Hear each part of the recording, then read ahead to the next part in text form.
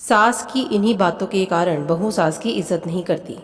Neha office से आने के बाद शाम के समय रसोई में चाय बनाने के लिए चली तो उसकी सास निर्मला उससे बोली, बहू थोड़ी देर आराम कर ले, चाय मैंने बना दी है। सास की बातें सुनकर नेहा का मन आश्चर्य से भर गया। तब उसे आश्चर्यचकित देखकर निर्मला उसके हाथ में चाय का कप देकर मुस्कुराते हुए बोली, आश्चर्यचकित होने की ज़रूरत नहीं है, चाय पीकर थोड़े आराम कर ले, रात का खाना आराम से बना देना। सास की बात सुनकर नेहा चाय का कप लेकर कमरे में चली गई थी। गुस्सेमयी सास के स्थान पर प्रेममयी सास के रूप में बदला हुआ रूप देखकर उसे कुछ दिनों पहले की बात याद आ गई थी। वह उसका पति नरेंद्र दोनों एक कंपनी में काम करते थे। ससुर रामपाल नौकरी से रिटायर होने के बाद सास के साथ घर पर ही रहते थे। 2 बच्चे थे, दोनों एक प्राइवेट स्कूल में शिक्षा ग्रहण करते थे। नेहा सुबह 5 बजे उठकर ही घर के कामों में लग जाती थी। 9 बजे तक घर का काम खत्म करने के बाद ऑफिस चली जाती थी। ऑफिस से आने के तुरंत बाद रसोई में शाम की चाय बनाने के लिए घुस जाती थी और नरेंद्र उसका पति आराम करने के लिए बिस्तर पर लेट जाते थे। एक दिन ऑफिस के काम करने के दौरान नेहा के सिर में दर्द हो गया था। छुट्टी के बाद जब वह घर आई तो थोड़ी देर आराम करने के लिए बिस्तर पर लेट गई थी। अभी आंख लगी भी नहीं थी कि तभी निर्मला उसकी सास आवाज़ देते हुए बोली, बहू आज चाय नहीं बनाएगी क्या? यह सुनकर नेहा बोली, मम्मी आज मेरी तबीयत ठीक नहीं है, थोड़ी देर आराम करने के बाद बना दूंगी। बहू जब तुझे पता है यह वक्त चाय का है फिर आराम करना ज़रूरी है क्या?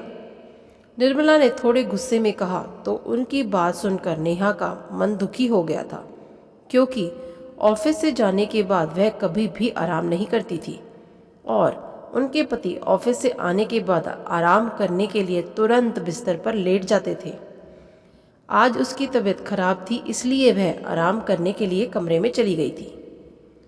यदि निर्मला चाहती तो खुद भी चाय बना सकती थी या फिर नरेंद्र से कहकर चाय बनवा सकती थी, परंतु वह बेटे बहू दोनों में बहुत भेदभाव करती थी। बेटे के आने पर तुरंत, बेटा तू ऑफिस से आकर थक गया होगा, चल आराम कर ले, यह कहकर वह उसे आराम करने को बोल देती और ऑफिस से आने के बाद नेहा से आराम करने के स्थान पर तुरंत चना चाय बनाने को बोल देती, जिसे देखकर कभी कभी नेहा का मन दुखी हो जाता।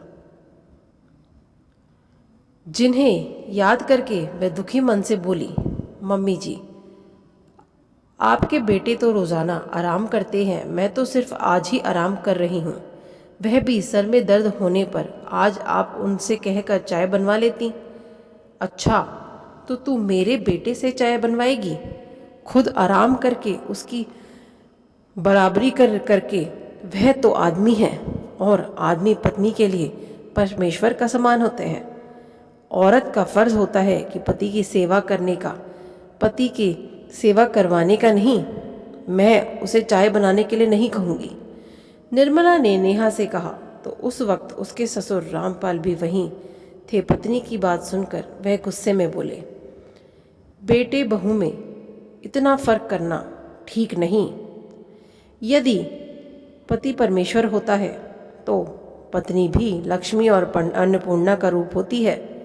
बेटा 9 घंटे ड्यूटी करता है तो बहू 18 से 19 घंटे काम करती है, फिर भी कभी किसी से सेवा की उम्मीद नहीं करती।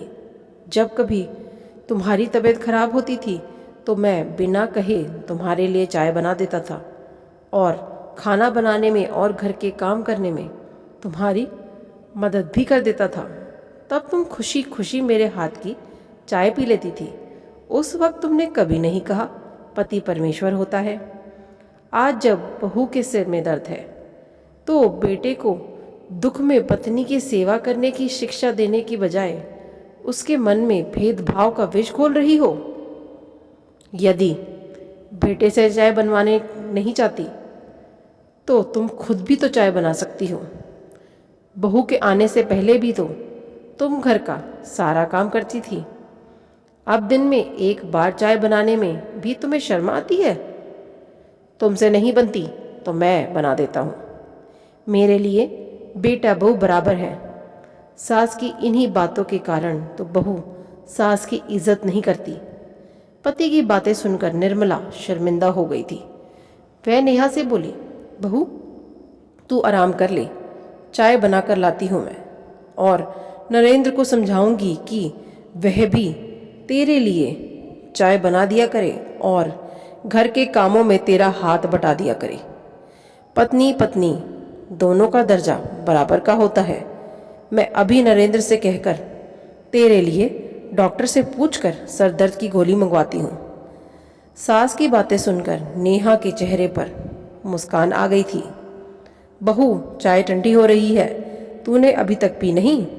सास ने नेहा को कहा तो नेहा यादों के झरोखे से बाहर आकर अपने ससुर को मन ही मन धन्यवाद देते हुए चाय पीने लगी थी। आशा करती हूँ आपको ये सीख देने वाली कहानी बहुत अच्छी लगी होगी। चैनल पर नए हैं तो चैनल को सब्सक्राइब करें। धन्यवाद।